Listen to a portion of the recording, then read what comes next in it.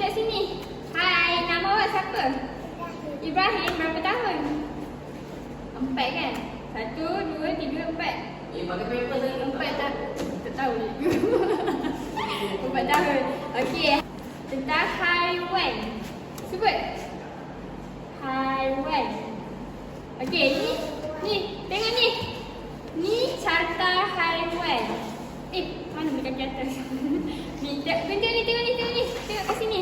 Okey, ni nama haiwan dia apa? Ni nama haiwan dia apa? Elephant. Baca ni.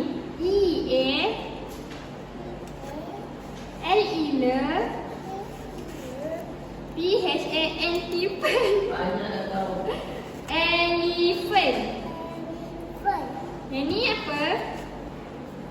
Cat. C-A-T. Cat. Ni? Buffalo. B-U-F. B-U-F.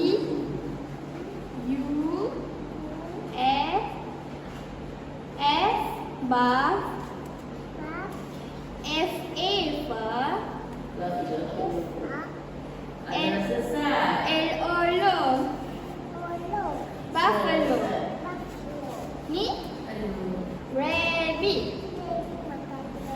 Iya. R-A-B. Rab.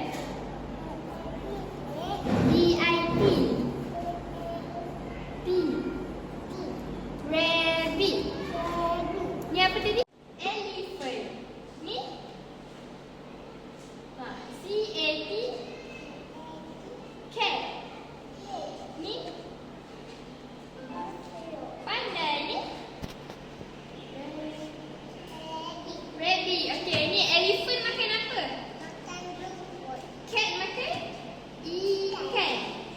Ni buffalo makan? Rabbit makan? Pandai. Okey, ni apa tadi? Ni? Ni? Ni? Red? Okey, ni makan apa? Elephant makan rumput. Cuba balik. Yang ni? Ingat balik. Cat? Pandai ni? Pandai ni?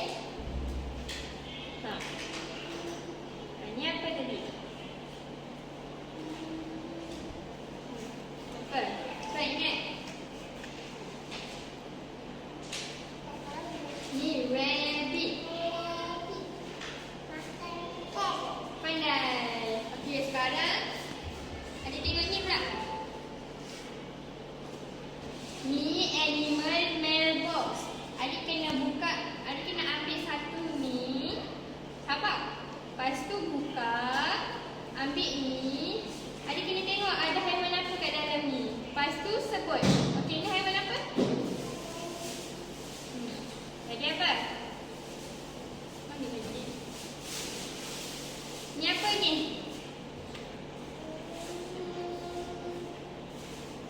Apa? Haiwan apa yang makan ikan?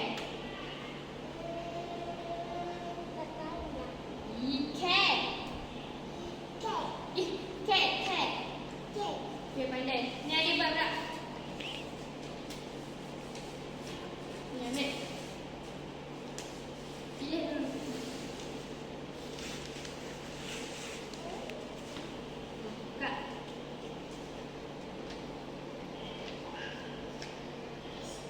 Jom tak? Ada haiwan apa?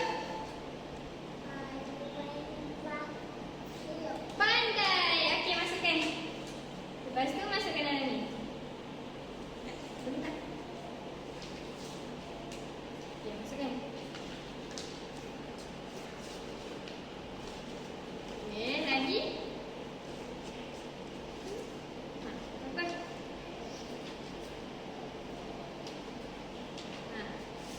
Ni haiwan apa?